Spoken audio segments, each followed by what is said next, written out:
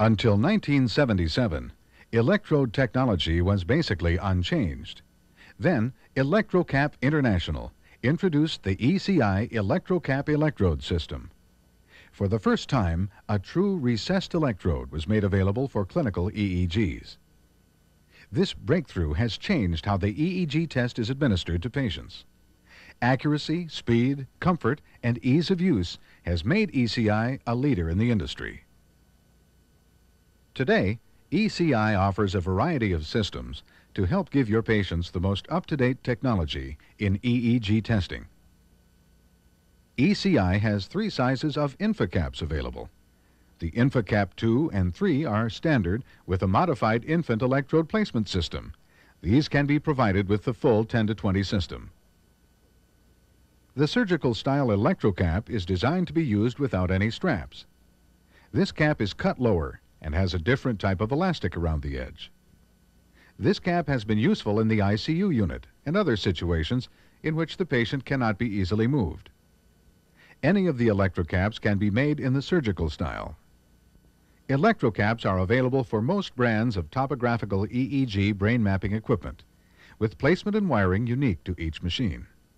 Systems are available for brain mapping as well. ECI has the flexibility to make caps to your specification, with as little as 4 or as many as 135 electrodes on one cap. Caps and systems have also been made for custom research, sleep and long-term monitoring, ambulatory, telemetry, and animal research. ECI presents the patient preparation and cleanup using the ECI Electrocap electrode system. First, plug the color-coded electrode board adapter into the electrode board following this diagram. To begin the application, place the body harness around the chest and under the armpits. Fasten the Velcro straps together, making sure the snaps are in front and centered on the chest. Okay, what we want is the strap to be snug, but we don't want it to be uncomfortable for you. Is it too tight right now? No, it feels fine. Okay, that's great. You can put your arms down and just lean back in the chair. The circumference of the head is measured with a special color-coded measuring tape, or an ordinary metric tape measure. The tape measure is wrapped around the patient's head approximately 1 inch above the nasion and 1 inch above the inion, the prominent bump on the back of the skull. The color-coded tape will indicate the color of the proper cap size. When using a metric tape, the size range is printed on the label of each cap.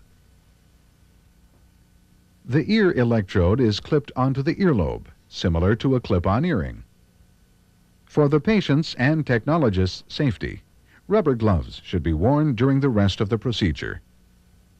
Using the syringe plunger, inject a small amount of electrogel into the disc cavity. Holding the syringe with the dominant index finger and opposite forefingers to hold the electrode down, rock the syringe back and forth. Using moderate pressure, this will abrade the skin and reduce the resistance of the electrode. Follow the same procedure with the opposite ear. Next step we're going to do is take a special measurement from the front part of your head to the back. To assure proper placement of the frontal electrodes, measure for the FP line. Measure the distance from the nasion to the inion. This metric measurement is then noted by the technologist, and the decimal point is moved 1 place to the left. For example, 36 centimeters would result in a measurement of 3.6 centimeters.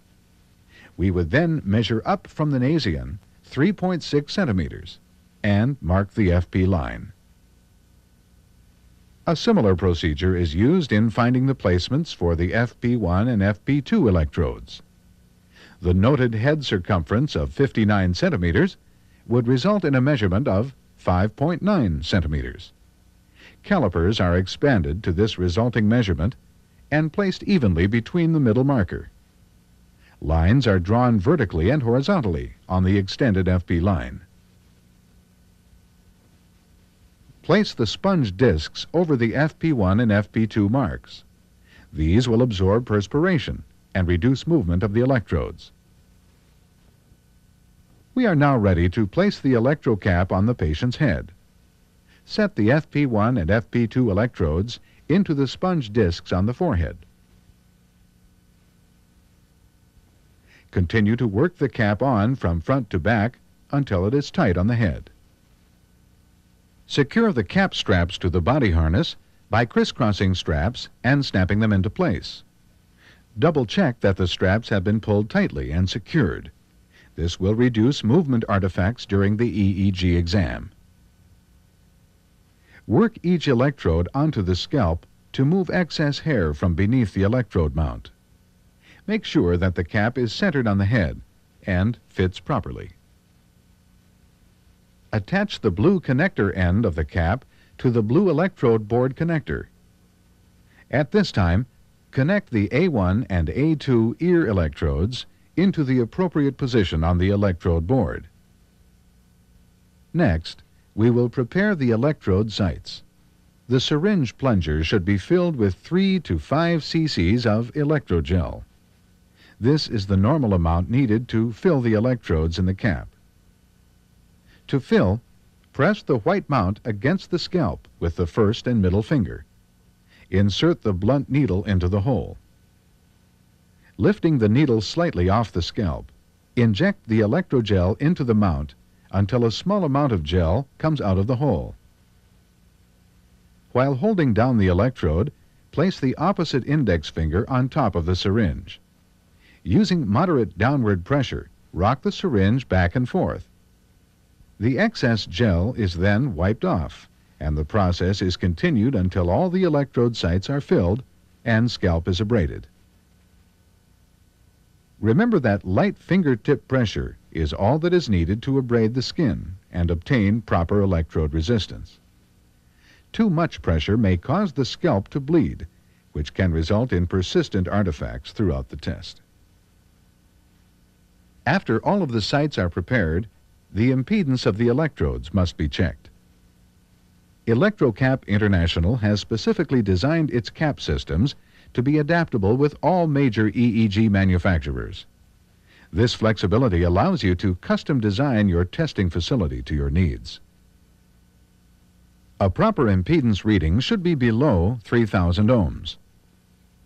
To test the electrode impedance, turn the test switch to the first electrode and press the test button. This process is continued for each of the electrode placements. If any of the electrodes read above 3,000 ohms, the electrode must be refilled and the scalp reabraded until the proper resistance is obtained. If the electrode impedance remains above 3,000 ohms resistance, a quick insert electrode can be used. The quick insert electrode will bypass the faulty electrode on the electroboard adapter. Once the electrodes have been checked and properly adjusted, a neck roll is placed behind the patient's head. This prevents the electrodes from rubbing against the chair or bed, which can cause artifact during the testing. We have now concluded the Electrocap application. Here are the steps that we covered. Place the body harness on the patient. Measure the circumference of the head. Attach and abrade the ear electrode. Measure and mark the FP line. Place sponge discs on FP1 and FP2 marks. Slip cap onto the patient's head. Attach straps to the body harness. Connect the cap connector to the electrode board. Fill and abrade each electrode. Check the impedance of the electrodes. Place a neck roll under patient's head.